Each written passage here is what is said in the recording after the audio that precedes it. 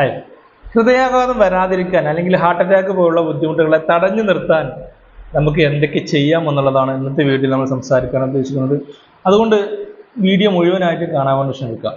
ഇതിൽ ആദ്യമായി ശ്രദ്ധിക്കാനുള്ളത് പുകവലിക്കുന്ന ശീലമുള്ള ആളുകളാണെങ്കിൽ പുകവലി ഒഴിവാക്കുക എന്നുള്ളതാണ്. പുകവലി ഹൃദയാഘാതം കൂട്ടാനുള്ള ടെൻഡൻസി ഉള്ള ഒരു സാധനമാണ്. കാരണം പുകവലിക്കുന്ന ആളുകൾക്ക് കൂടുതലായിട്ടും ഹൃദയാഘാതം കാണപ്പെടുന്നു എന്നുള്ളതാണ്.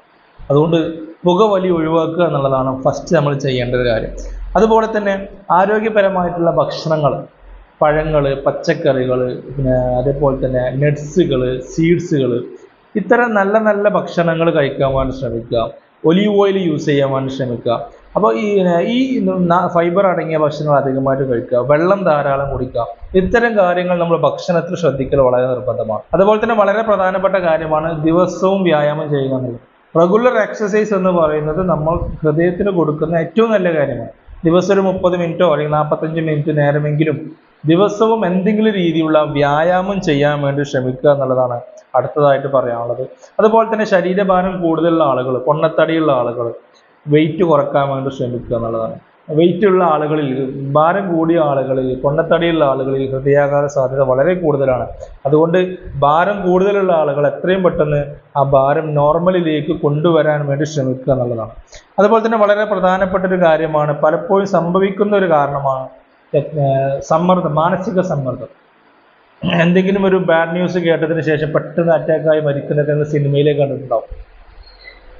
ഇതിൻ്റെ വളരെ പ്രധാനപ്പെട്ട ഒരു കാരണമാണ്. നമുക്കുണ്ടാകുന്ന ടെൻഷൻ, മാനസികമായ സമ്മർദ്ദങ്ങൾ, ഇതൊക്കെ ഹൃദയാഘാതം ഉണ്ടാക്കാൻ വളരെ സാധ്യതയുള്ള കാര്യമാണ്. കാരണം ഒരുപാട് ടെൻഷനൊക്കെ ഉള്ള ആളുകൾക്ക് അതന്നെ ചിന്തിച്ചിരിക്കുന്ന സമയത്ത് പിന്നെ സ്ട്രെസ് ഹോർമോണൊക്കെ ഒരുപാട് റിലീസാവുകയും അതിൻ്റെ ഭാഗമായിട്ട് ഹൃദയാഘാതം സംഭവിക്കാനുള്ള സാധ്യത. അതുകൊണ്ട് ടെൻഷൻ എന്ന് പറയുന്നത്, മാനസിക സമ്മർദ്ദം എന്ന് പറയുന്നത് ഇതിൻ്റെ വളരെ പ്രധാനപ്പെട്ട ഒരു കാരണമാണ്.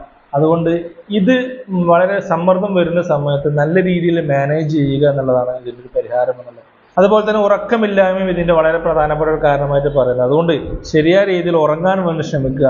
ഉയർന്ന രക്തസമ്മർദ്ദമുള്ള ആളുകളാണെങ്കിൽ, BP ഓൾറെഡി ഉള്ള ആളുകളാണെങ്കിൽ അവർക്കും ഹൃദയാഘാതം വരാനുള്ള സാധ്യതയുണ്ട്. അതുകൊണ്ട് കറക്റ്റായിട്ട് BP റെഗുലറായിട്ട് മോണിറ്റർ ചെയ്യുക, അതിന് വേണ്ട മരുന്നുകൾ കഴിക്കുക, അത് കറക്റ്റായിട്ട് നമ്മളെ ബ്ലഡ് പ്രഷർ നിയന്ത്രിച്ച് കൊണ്ടുപോവുക എന്നുള്ളതാണ്. അതേപോലെ തന്നെ ഉയർന്ന കൊളസ്ട്രോൾ ഉള്ള ആളുകൾക്ക്, ഹൈ കൊളസ്ട്രോൾ ഉള്ള ആളുകൾക്കും ഹൃദയാഘാതം വരാനുള്ള സാധ്യത കൂടുതലാണ്. അതും നമ്മൾ എന്ത് ചെയ്യുക, കറക്റ്റായിട്ട് ചെക്കപ്പ് ചെയ്തുകൊണ്ട് കറക്റ്റായിട്ട് അത് മെയിൻറ്റെയിൻ ചെയ്യുക, അത് നോർമലാക്കി കൊണ്ടുപോവുക എന്നുള്ളതാണ് ശ്രദ്ധിക്കാനുള്ളത്. അതുപോലെ തന്നെ വളരെ പ്രധാനപ്പെട്ടതാണ് പ്രമേഹ രോഗികൾക്കും ഹൃദയാഘാതം വരാനുള്ള സാധ്യതയുണ്ട്. പ്രത്യേകിച്ച് സൈലന്റ് അറ്റാക്കൊക്കെ പ്രത്യേകിച്ച് പ്രമേഹ രോഗികളിലേക്കാണ് കൂടുതലായിട്ട് വരാറ്. അപ്പോൾ ഈ പ്രമേഹം ഉള്ള ആളുകൾ പ്രമേഹം നിയന്ത്രിച്ചു പോവുക എന്നുള്ളതാണ് അതിനൊരു വഴി എന്നുള്ളത്. അപ്പോൾ ഇത്തരം ആളുകൾക്കാണ് കൂടുതൽ ഹൃദയാഘാതം വരാനുള്ള സാധ്യതയുള്ളത്. അപ്പോൾ ഇതൊക്കെ ഒഴിവാക്കാൻ വേണ്ടി ഞാൻ ഈ പറഞ്ഞ കാര്യങ്ങൾ ഭക്ഷണത്തിലായിക്കോട്ടെ, ജീവിതശൈലിയിലായിക്കോട്ടെ, നമുക്ക് എന്തെങ്കിലും ബ്ലഡ് പ്രഷർ, കൊളസ്ട്രോൾ, പ്രമേഹം പോലുള്ള രോഗങ്ങളുള്ള ആളുകളാണെങ്കിൽ അത് നിയന്ത്രിച്ചു കൊണ്ടും, നല്ല ഉറങ്ങിക്കൊണ്ടും, സ്ട്രെസ് ഒഴിവാക്കിക്കൊണ്ടും, പുകവലി പോലുള്ള ശീലങ്ങൾ ഒഴിവാക്കിക്കൊണ്ടും, നല്ല നല്ല ഭക്ഷണങ്ങൾ കഴിച്ചുകൊണ്ടും നമുക്ക് ഹൃദയാഘാതത്തെ ചെറുത്ത് നിൽക്കാനാവും, ഹൃദയാഘാതം വരാതെ തടയാനാകും. അതുകൊണ്ട് എല്ലാവരും ഈ കാര്യങ്ങൾ ശ്രദ്ധിക്കുക. പുതിയൊരു വിഷയമായി വീണ്ടും കാണാം. Thank you.